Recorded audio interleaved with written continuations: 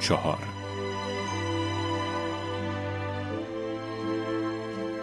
در ایستگاه شیشه‌ای پرستاری، پرستار گنده بسته ای را که از آدرسی خارجی آمده است باز کرده است و دارد مایعی به رنگ شیر و علف را با استفاده از سوزن‌های زیرجلدی به داخل شیشه کوچک می‌کشد. یکی از پرستاران کوچک، دختری با چشمان سرگردان که وقتی پرستار دیگر راحت کارش را انجام می‌دهد او با نگرانی از روی شانه‌اش نگاه می‌کند، سینی پر از سوزن‌های پر شده را بر می‌دارد، ولی آن را نمی‌برد. دوشیزه رچه، نظرتون در مورد این بیمار جدید چیه؟ منظورم اینه که اون خیلی خوش ظاهر و دوستانه و ایناست، ولی به نظر من مسلط شده. پرستار گنده سوزن را با سر انگشتش امتحان می کند. نگرانم. سوزن را وارد شیشه کوچکی با درپوش پلاستیکی می کند و پیستونش را می کشد. که برنامه این بیمار جدید دقیقاً همین باشه که مسلط بشه. دوشیزه فلین، ما به این آدما میگیم بازوی مکانیکی، یعنی آدمی که از هر چیزی و هر کسی به نفع خودش استفاده میکنه. ولی توی بیمارستان روانی چه منفعتی برای اون وجود داره؟ خیلی چیزا. او آرام است. لبخند میزند و غرق در کار پر کردن سوزن هاست. مثلا یه زندگی ساده و با آسایش، شاید احساس قدرت و احترام، منفعت مالی، شاید هم همه این چیزا. بعضی وقتا هدف یه بازوی مکانیکی اینه که فقط به خاطر نفس به هم ریختن بخشو به هم بریزه. تو جامعه ما همچین آدمایی هستن. یه بازوی مکانیکی میتونه در بقیه بیمارا تأثیر بذاره و توی کار اونا اختلال ایجاد کنه، به طوری که آروم کردن دوباره امور ممکنه چند ماه طول بکشه. با فلسفه آسونگیری که امروزه توی بیمارستانای روانی رایجه، برای اونا خیلی آسونه که قصر در برن. چند سال پیش خیلی سخت بود. یادم میاد چند سال پیش یه بیماری داشتیم به اسم آقای تیبر که یه بازوی مکانیکی غیر قابل تحمل بود. یه مدت سرش رو از روی کارش بلند میکند. سوزن نیمه پر جلوی صورتش مثل ترکه کوچک است. چشمانش به دوردست خیره است و از خاطرش خرسند میشود. آقای تیبر. پرستار دیگر میگوید دوشیزه رچت، خب چی باعث میشه یه آدم دست به کاری مثل به هم زدن بخش بزنه؟ انگیزش چیه؟ پرستار گنده با فرو کردن سوزن در درپوش پلاستیکی شیشه، پر کردنش، تکان دادنش و گذاشتنش در سینی حرف پرستار کوچک را قطع میکند. میبینم که دستش میرود سراغ سوزن خالی بعدی. میبینم که به سرعت تکان میخورد و به دست او آویزان است. مثل اینکه فراموش کردی دوشیزه فلین، اینجا مؤسسه‌ای برای آدمای دیوونه است. اگر چیزی باعث شود که سازوکار پرستار گنده مانند ماشینی نرم و دقیق کار نکند، اون ناراحت می شود. کوچکترین آشفتگی یا نامرتبی لبخند غضب‌آلود را بر لب او می آورد. او با همان لبخند احمقانه‌ای که بین چانه و بینیش را چین می اندازد و آرامشی که از چشمانش بیرون می زند این سو و آن سو می رود. ولی درونش مانند آهن سخت است. می دانم، می توانم این را حس کنم و تا وقتی که آن مایه آزار و اذیت را نگیرد راحت نمی شود. چیزی که نامش را می گذارد سازگاری با محیط. داخل بخش تحت فرمان او کاملا با محیط سازگار است. ولی این کاری است که او نمیتواند همیشه در بخش انجام دهد. او مجبور است مدت زمانی را در خارج از بخش بگذراند. بنابراین جهان خارج را هم سازگار می کند. او در کنار افراد دیگری مثل خودش کار می کند که من نامشان را می گذارم کمباین. سازمان بزرگی که قصد دارد بیرون را سازگار کند در حالی که او داخل را سازگار می کند. کمباین از پرستار گنده کهنه سربازی برای سازگار کردن همه چیز ساخته است.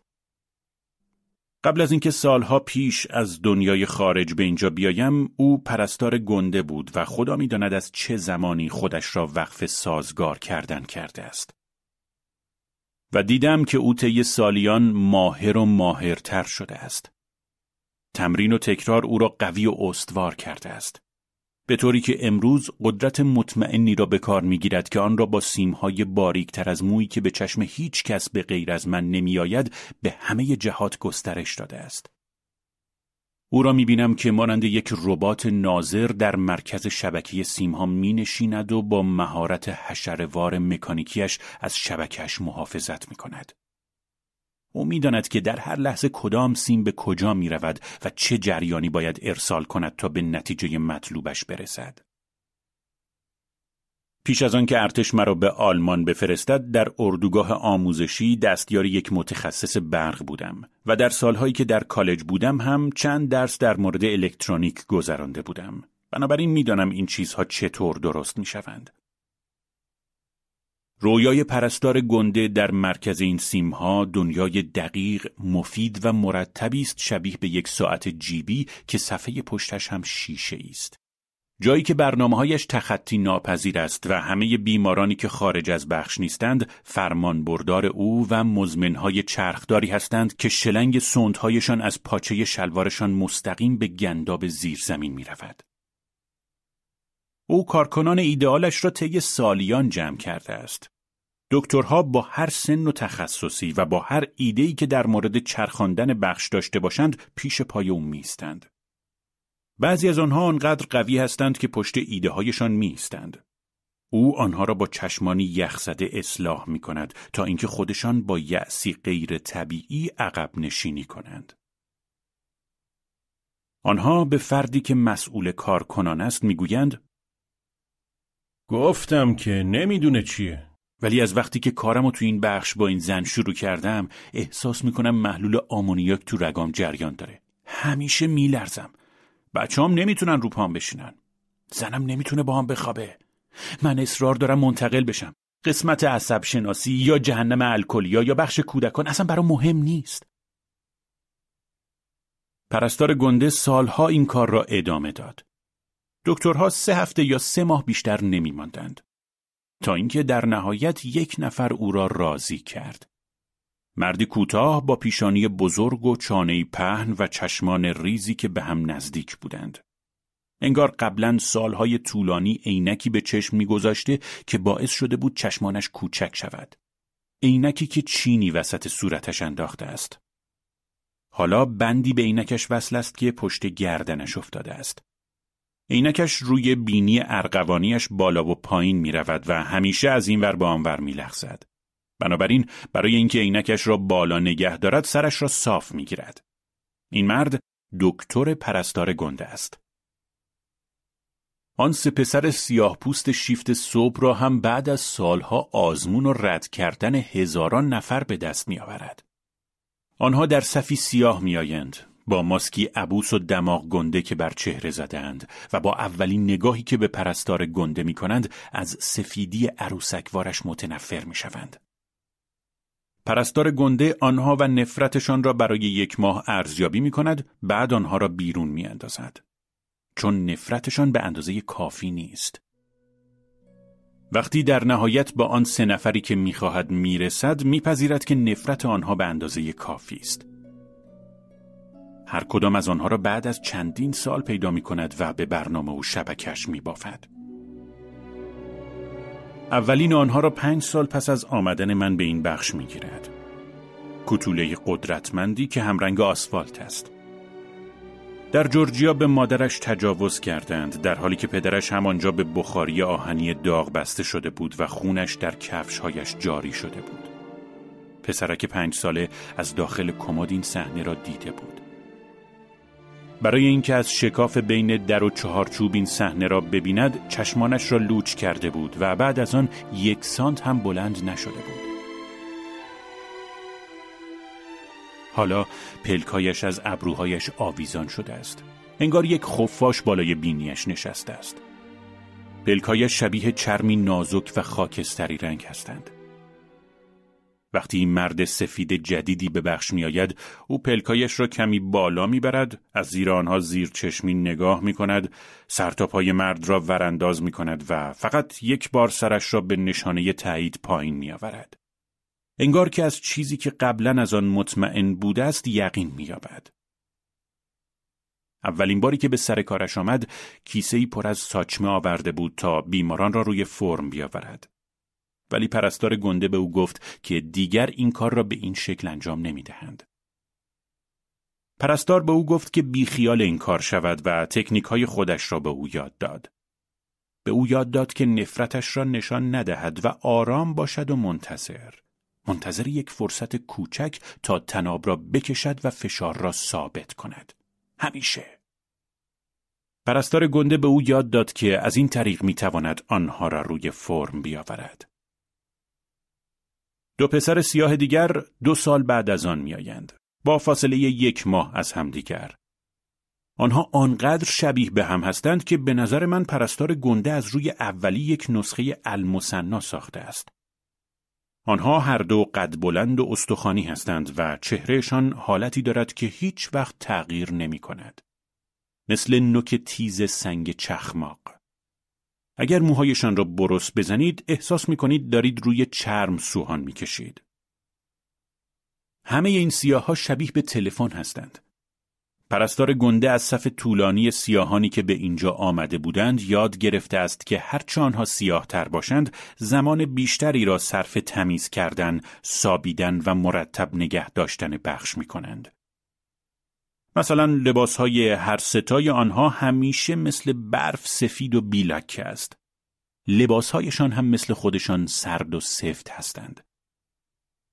هر سه آنها شلوارهای آهاردار سفید برفی و پیراهنی سفید دارند با نشانی فلزی که گوشه پایین آن است و کفش‌های سفیدی که مثل یخ برق می‌زند. کف کفش‌هایشان پلاستیکی سرخ وجود دارد که باعث می‌شود مثل موش بی سر و صدا بالا و پایین بروند. هر بار که بیماری بخواهد خودش را در خلوت بررسی کند یا رازی زیر گوش دیگری زمزمه کند آنها ظاهر می‌شوند. بیمار در گوشه‌ای تنهاست. وقتی ناگهان صدای جیغی میشنود و گونه‌هایش یخ میزنند، رو میگرداند به آن سمت و میبیند که جلوی دیوار و بالای سرش نقاب سنگی سردی قرار دارد. او فقط آن چهره سیاه را میبیند. هیچ کس. دیوارها مثل لباسهای آنها سفیدند. براق مثل در یخچال. و چهره و دستان سیاه مثل یک روح جلوی آنها میچرخند. هر سه پسر سیاه بعد از سالها تمرین به پرستار گنده نزدیک و نزدیکتر میشوند. آنها یکی یکی میتوانند سیمهای مستقیمشان را قطع کنند و با پرتو نور کار کنند. پرستار گنده هیچ وقت دستورات را با صدای بلند با آنها نمیدهد.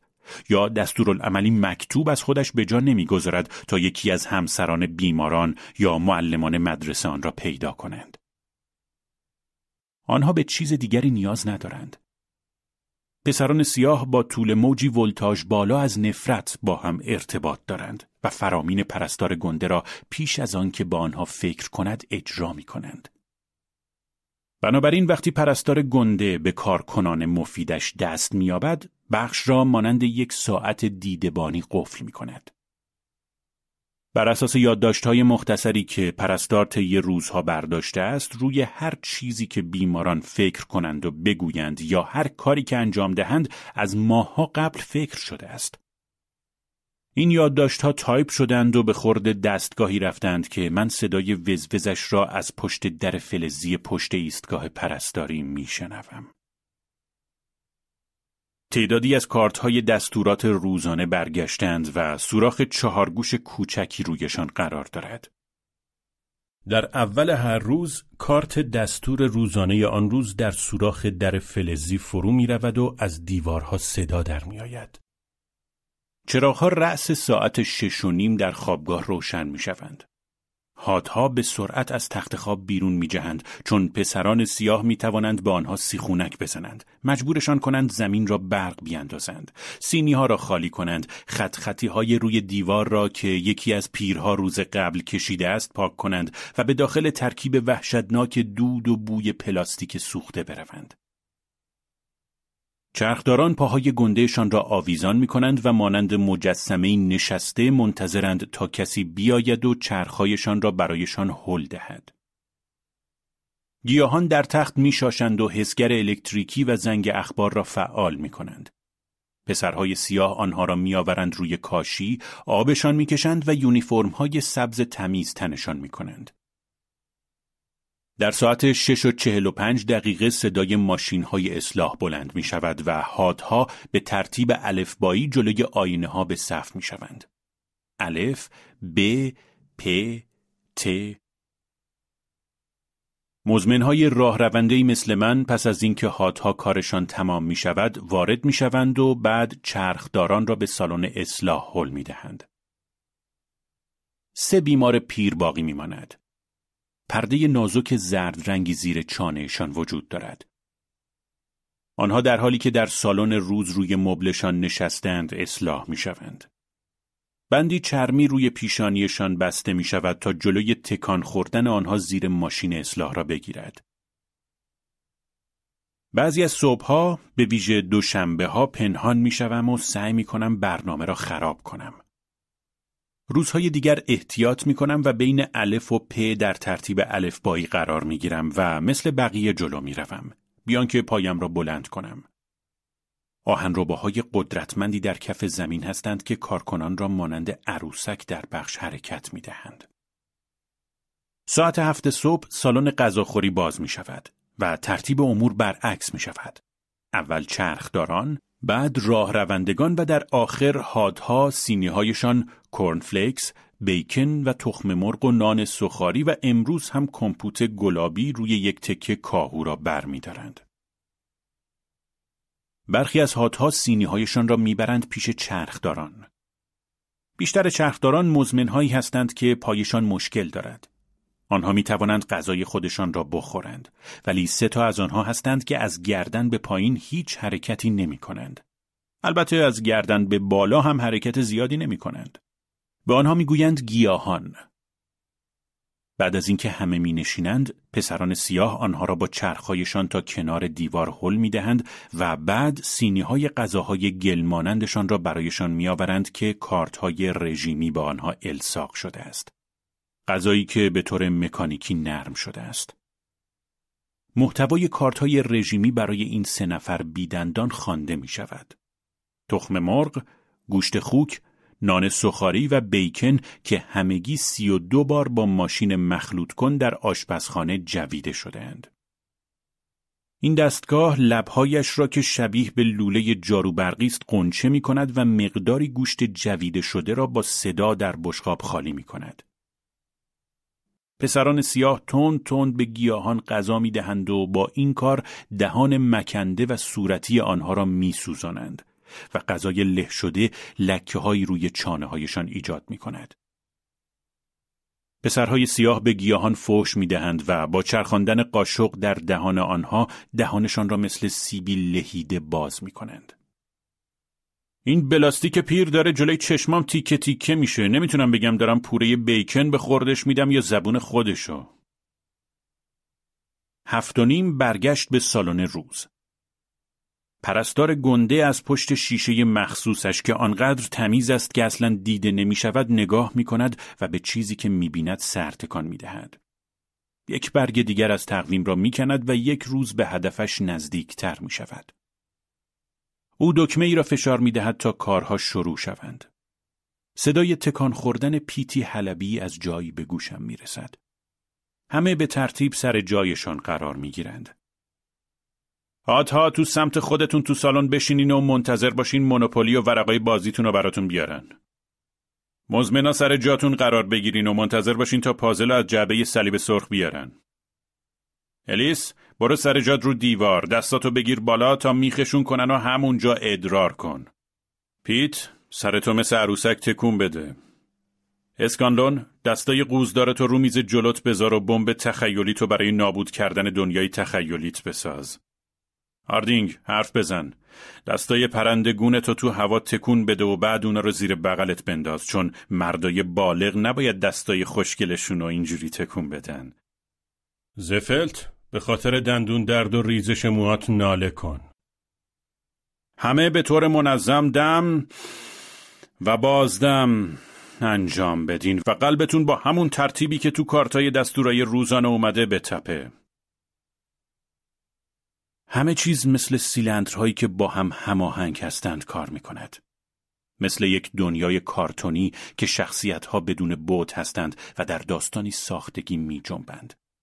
داستانی که اگر برای شخصیت‌های کارتون واقعی نباشد می تواند خیلی سرگرم کننده باشد.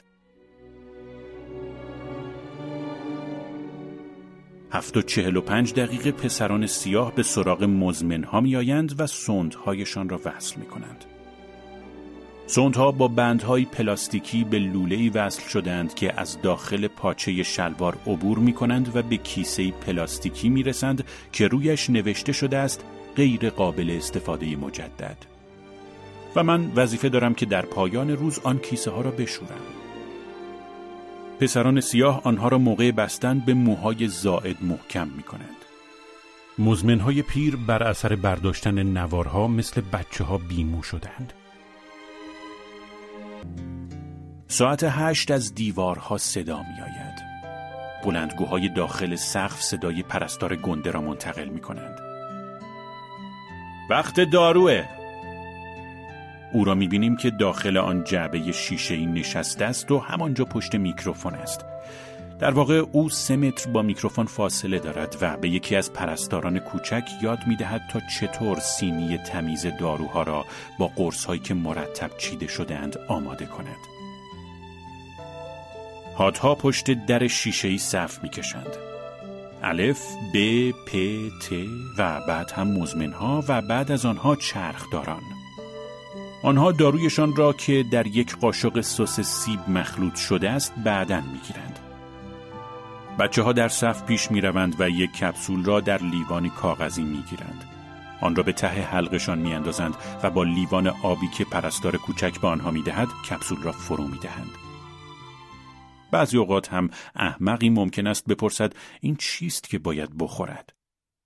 یه دقیقه صبر کن جونی، این 2 کپسول قرمز کوچولو چه بلایی سر ویتامینای من میاره ها؟ او را میشناسم. او یک حاد گنده است که شهرتش درست کردن مشکل است. این داروتونه آقای تیبر، براتون خوبه. حالا قورتش بده.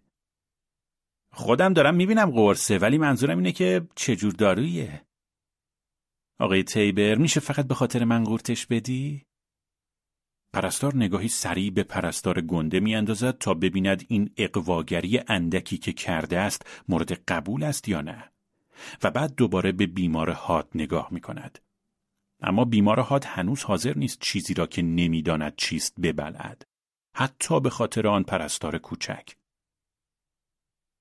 خانم، من دوست ندارم مشکلی درست کنم، ولی دوستم ندارم که چیزی رو که نمیدونم چیه قورت بدم. از کجا معلوم این از اون قرصا نباشه که از من چیزی بسازه که خودم نیستم؟ مضطرب نشید آقای تیبر. مضطرب؟ میخوام بدونم، تو رو خدا. ولی پرستار گنده سریع میآید. با دستش بازوی او را میگیرد و شانه به شانه او میستد و میگوید بسیار خوب دوشیزه فلین، اگه آقای تیبر دوست داره مثل بچه‌ها رفتار کنه، ما باید همونطوری باش برخورد کنیم.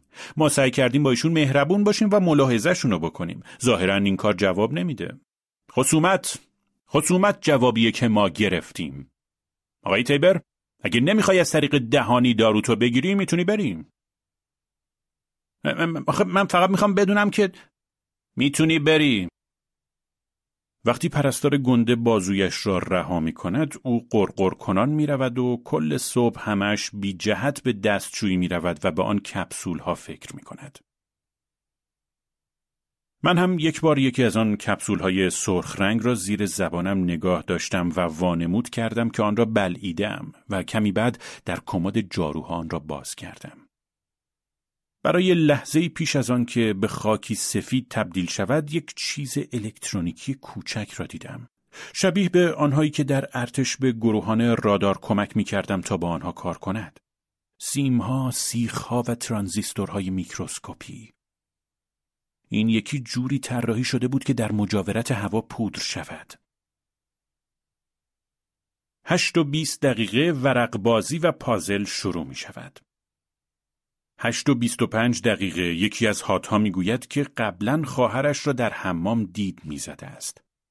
3 نفر دیگری که سر میز با او هستند به همدیگر نگاه می‌کنند تا ببینند چه کسی این را در دفتر اطلاعات ثبت می‌کند. ساعت 8:30 در بخش باز می‌شود و 2 مسئول فنی تقریباً دوان وارد می‌شوند. آنها بوی شراب انگور می‌دهند. متخصصان فنی همیشه یا سریع راه می‌روند و یا می‌دوند، چون آنها آنقدر خمیده هستند که باید سریع راه بروند تا صاف شوند. آنها همیشه به جلو خم هستند و همیشه بوی می‌دهند که انگار ابزارشان را در شراب استریل کردند. آنها در آزمایشگاه را پشت سر خود می‌کشند. من جارو به دست نزدیک می‌شوم و می‌توانم صدای بدیمن وزوز فلز بر روی چاقو تیز کن را بشنوم. این کله سوی باید چیکار کنیم؟ چه میدونم، باید این فیوزای فضول اینجا جاسازی کنیم. پرستار گفت عجله کنیم و ما هنوز یکیش هم نصب نکردیم. احتمالاً مجبوریم به IBM زنگ بزنیم. بذار موجودیمون رو چک کنم. وقتی میای یه بطری از اون مشروب ناب خودت هم بیار. اگه مشروب نباشه ساده ترین جزء هم نمیتونم وصل کنم. خب به درک، این کار از کار تو گاراژ که بهتره. صدایشان زورکی در میآید و آنقدر تند حرف میزنند که نمیتوان گفت گفتگویی واقعی است. بیشتر شبیه سخنرانی در کارتون‌های کمدی است. پیش از آن که در موقع استراق سمگیر بیفتم از آنجا میروم. 2 پسر سیاه گنده تیبر را در دستشویی میگیرند و کشان به اتاق تشک‌ها میبرند. یک ضربه حسابی به ساق پایش میزنند. او مانند قاتلی خونخوار فریاد میزند. تعجب میکنم که وقتی آنها او را میگیرند چقدر درمانده به نظر میرسد. انگار با بند او را به آهن سیاه بستند. آنها صورتش را در تشک‌ها فرو میکنند. یکی از آنها روی سر تیبر می نشیند و دیگری شلوارش را از پشت پایین می کشد، طوری که پشت هلورنگش در قابی از کهنه سبز رنگ بیرون می آید. او فحشی در تشک می دهد و پسر سیاهی که روی سرش نشسته است می گوید درسته آی تیبر، درسته. پرستار در حالی که روی سوزنی دراز وازلین می مالد از حال می آید. در را می کشد و بنابراین آنها 1 ثانیه از دیدرس خارج می شوند. بعد در حالی که تکه های زیر شلواری تیبر را از روی سوزن پاک می کند بر می گردد. او ظرف وازلین را همانجا می گذارد. بعد از خارج شدن پرستار و پیش از آن که یکی از پسرهای سیاه در را دوباره ببندد می بینیم که آن یکی پسر سیاه هنوز روی سر تیبر نشسته است و با دستمال کاغذی پشت او را می مالد. بعد از مدت زمانی طولانی در دوباره باز می شود و آنها تیبر را به آزمایشگاه آن سر حال می برند. زیر شلواری سبزش پاره شده است و حالا او را در ملافه‌ای مرطوب پیچیدند. ساعت 9 چند تا از رزیدنت های جوان که سر آرنج لباسشان چرمی است 50 دقیقه با هاتها صحبت می کنند. آنها از هاتها می پرسند که وقتی بچه کوچکی بودند چه کار می کردند. پرستار گنده به این رزیدنت های جوان که موهایشان را مانند سربازان کوتاه کردند مظنون است و 50 دقیقه‌ای که آنها در بخش هستند به او خیلی سخت می‌گذرد. وقتی آنها اینجا هستند تشکیلات به خوبی کار نمی کند و پرستار گنده اخم می کند و در مورد اختلالی که آنها در رفت و آمد ایجاد کردند و چیزهایی از این قبیل گزارشی می نویسد. 9:50 رزیدنت ها می روند و حرکت ماشینوار تشکیلات دوباره عادی می شود. پرستار از پنجره‌اش سالن روز را تحت نظر دارد. صحنه پیش رویش دوباره واضح می شود. حرکاتی که مانند یک فیلم کارتونی منظم است. تیبر را روی تختی چرخدار از آزمایشگاه بیرون می آورند. مسئول فنی به پرستار گنده می گوید موقع بستن ستون فقراتش دوباره ورجه بورجه کرد. مجبور شدیم یکی دیگه بهش تزریق کنیم. نظرتون چیه اونو ببریم به ساختمون شماره 1 و بهش شوک الکتریکی بدیم؟ اینجوری دیگه لازم نیست بیشتر از این 3 کندال حرومش کنیم. فکر کنم پیشنهاد خوبیه. شاید بعدش هم ازش نوار مغزی گرفتیم و کله‌شو بررسی کردیم. احتمالاً میتونیم مدرکی برای نیاز به این کار مغزی پیدا کنیم.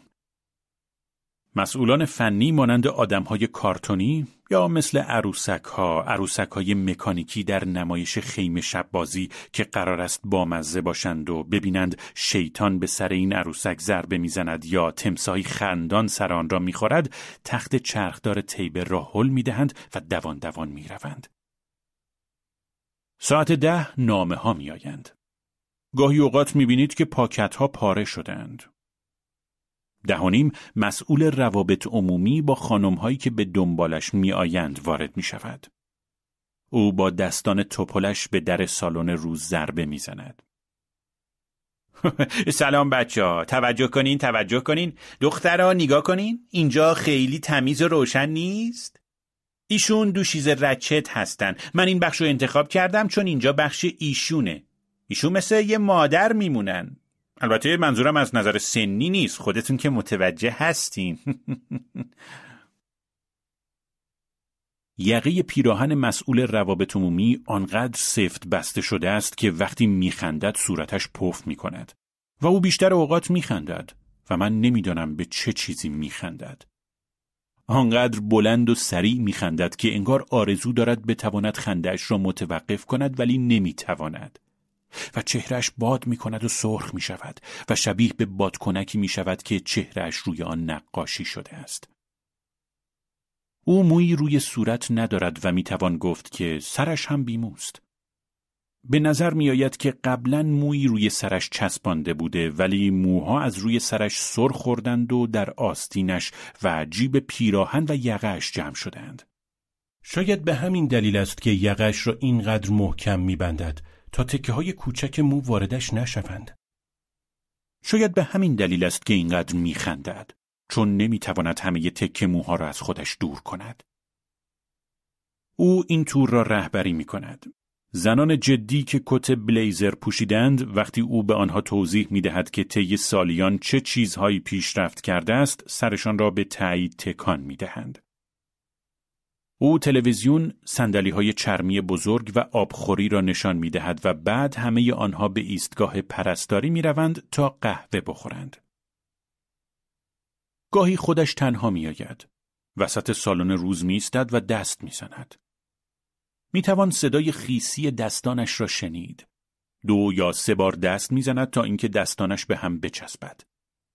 بعد آنها را به حالت دعا کردن زیر چانه‌اش می‌گیرد و شروع می‌کند به چرخیدن. آنجا وسط سالن روز می‌چرخد. وحشیانه و با عصبانیت به تلویزیون، عکس‌های جدید روی دیوار و آبخوری نگاه می‌کند و می‌خندد. آنچه او می‌بیند آنقدر خنده‌دار است که هیچ وقت به ما نمی‌گوید و تنها چیز خنده‌داری که به چشم من می‌آید خود اوست که مثل عروسکی پلاستیکی دور خودش می‌چرخد. اگر او را هل بدهید و به زمین بیفتد، فوراً دوباره بلند می شود و به چرخیدنش ادامه می دهد. او اصلاً و ابداً به چهره مردها نگاه نمی کند. 10 و 40، 45، 50 بیماران به بخش کاردرمانی یا فیزیوتراپی و یا اتاقهای عجیبی می روند که هیچ کدام از دیوارهایش هماندازه نیستند و زمینش هم مسطح نیست.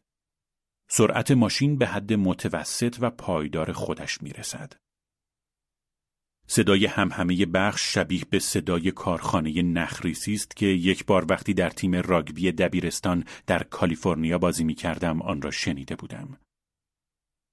1 سال پس از یک فصل خوب، حامیان شهر آنقدر به ما افتخار کردند که حاضر شدند هزینه پرواز ما به کالیفرنیا را بدهند تا در آنجا مسابقه فینال قهرمانی دبیرستان‌ها را بازی کنیم. وقتی به داخل شهر رفتیم مجبور بودیم از صنایع محلی دیدن کنیم.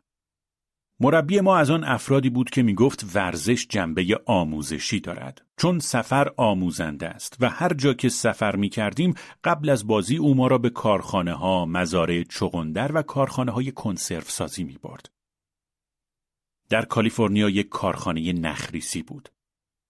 وقتی به کارخانه رفتیم بیشتر افراد نگاهی گذرا به آن انداختند و بعد به اتوبوس رفتند و روی چمدانهایشان اسب بازی می کردند.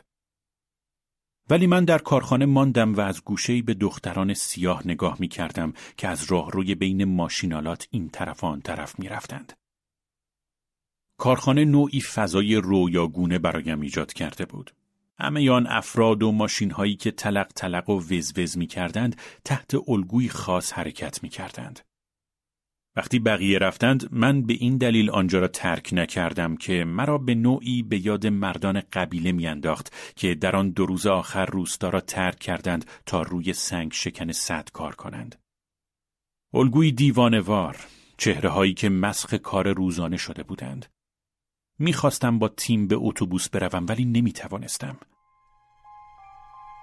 آن روز صبح یکی از روزهای اول زمستان بود و من همان کاپشنی را پوشیده بودم که آنها برای رسیدن به این مسابقه قهرمانی به ما داده بودند.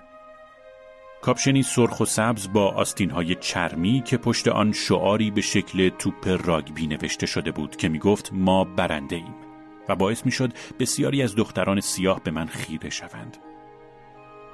آن را از تنم درآوردم ولی آنها هنوز به من خیره شده بودند. من آن روزها گنده تر از الان بودم. یکی از دختران دستگاهش را رها کرد. این طرف و آن طرف راهرو را نگاه کرد تا مطمئن شود سرکارگر نیست. بعد به جایی آمد که من ایستاده بودم. او از من پرسید که آیا آن شب می‌خواهیم بازی کنیم و بعد گفت که برادری دارد که در تیم حریف بازی می‌کند. ما کمی در مورد فوتبال حرف زدیم و من متوجه شدم که چهرهش خیلی محو و نامشخص است. انگار مهی بین من و او را گرفته بود. آن مه کرک نخ بود که فضای آنجا را پر کرده بود. من در مورد کرک ها به او گفتم. وقتی به او گفتم دیدن چهرهش در صبحی غبارآلود و موقع شکار اردک چطور خواهد بود، او چشمانش را بالا داد، دهانش را جمع کرد و در حالی که دستانش را جلوی دهانش گرفته بود خندید. او گفت حالا چرا میخوای با من تو کلبه شکار اردک تنها باشی؟ به او گفتم میتواند مراقب تفنگم باشد و بقیه دختران کارخانه دستانشان را جلوی دهانشان گرفتند و خندیدند. من هم خودم به باهوشی خودم خندیدم. ما هنوز داشتیم حرف میزدیم و میخندیدیم که اون ناگهان هر 2 دستم را گرفت و پشت من پنهان شد. همه ی حالتهای چهرهش از این خبر میداد که روی چیزی متمرکز شده است. او از چیزی ترسیده بود. زیر لب به من گفت پسر گنده، میتونی منو از این کارخونه، از این شهر و از این زندگی بیرون ببری؟ منو ببر به یه کلبه شکار تو هر جایی غیر از اینجا. ها پسر گنده، میشه؟ چهره سیاه و زیبایش جلوی رویم میدرخشید. من با دهانی باز آنجا ایستاده بودم و سعی میکردم پاسخی برای او پیدا کنم. ما شاید چند ثانیه‌ای همینطوری قفل شده بودیم. بعد صدای کارخانه بلند شد. چیزی شروع شد که باعث شد دخترک به سر جایش برگردد. یک طناب از جایی که نمیتوانستم ببینم به دامن سرخ گلگلی دختر وصل شده بود و او را به عقب میکشید. ناخن‌هایش پوست دستم را میخراشید و به محض آنکه ارتباطمان با هم قطع شد، صورتش از آن حالت متمرکز خارج شد و دوباره نرم و لغزنده شد. مثل شکلاتی ذوب شده پشت مهی از پنبه. دختر خندید و چرخید و من پاهای زردش را دیدم. وقتی دوان دوان به سمت دستگاهش برمیگشت، جایی که توده رشته‌های نخ از روی میز روی زمین افتاده بودند، چشمکی به من حواله کرد. او توده رشته‌های نخ را برداشت و دوان دوان از راهروی بین دستگاه‌ها عبور کرد تا نخ‌ها را در خزینه بیاندازد و بعد از دیدرس خارج شد. همه آن دوک‌هایی که فر می‌خوردند و دورشان نخ می‌پیچید و ماکوهایی که می‌پریدند و قرقره‌هایی که نخ‌ها دورشان می‌پیچید، دیوارهای سفید و دستگاه‌های خاکستری و دخترانی که با دامن‌های گلگلی جست و خیز می‌کردند و همه آن نخ‌های سفیدی که کل کارخانه را به هم بافته بود، همه اینها در ذهن من نقش بسته است و هر از گاه در بخش به یادم می‌آید. بله، این چیزی است که می‌دانم. این بخش کارخانه‌ای برای کمباین است. بیمارستان مکانی است برای اصلاح اشتباهاتی که در محله، مدرسه و کلیسا رخ می‌دهد. وقتی یک محصول تکمیل شده به جامعه باز می‌گردد، همه چیزهای تعمیریش در حد نو و گاهی بهتر از نو است، قلب پرستار گنده آکنده از شادی می شود. چیزی که وقتی آمده بود همه چیزش فرق داشت، حالا جزئی سازگار و کارآمد است. اعتباری برای کل تشکیلات و عامل شگفتی ناظران. او را نگاه کنید که چطور با لبخندی بر لب راه می رود و در کندن چاله هایی در خیابان برای گذاشتن لوله های آب شهری چقدر با همسایه خوب و کوچکش هماهنگ است. او خوشحال است. او سرانجام با پیرامونش سازگار شده است. چرا از وقتی مکسول تیبر از اون بیمارستان برگشته هیچ نشونه‌ای از تغییر توش ندیدم؟ یه لکه کوچیک سیاه و آبی دور چشمش، کم کردن وزن و میدونی چیه؟ اون یه آدم جدیده. خدای من، علم مدرن آمریکایی. و چراغ زیرزمینش هر شب تا بعد از نیمه شب روشن است و وقتی روی چهره گیج همسر، دو دختر کوچکش که 4 و 6 سال دارند و همسایه‌ای که دوشنبه ها با هم به بولینگ می روند خم می شود، المنت های واکنش به تأخیر افتاده که متخصصان فنی نصب کردند، مهارت های جدیدی به انگشتانش می بخشند. او همانطور که خودش سازگار شده، دیگران را سازگار می کند. آنها سازگاری را این گونه گسترش می دهند. وقتی بعد از سالها در نهایت از کار بیفتد، شهر عاشقش می شود. گرامیش می دارد.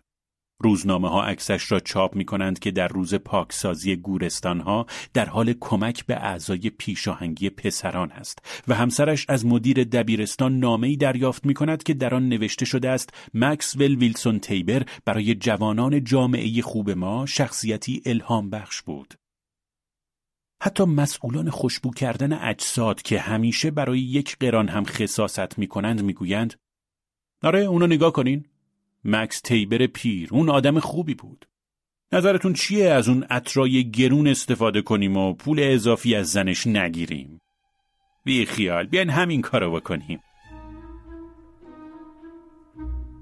خروج چنین محصول موفقی قلب پرستار گنده را آکنده از شادی می کند و باعث می شود همه از هنر پرستار و کل این صنعت به خوبی یاد کنند. همه از چنین خروجی خوشحالند. اما پذیرش داستان متفاوتی دارد. حتی خوشرفتارترین پذیرش شدگان نیز برای قرار گرفتن در این چرخه روزانه نیازمند کارهایی هستند. و همچنین شما هیچگاه نمی توانید بگویید که آن فرد خاص چه وقت آنقدر آزاد است که بتواند از قوانین تخطی کند.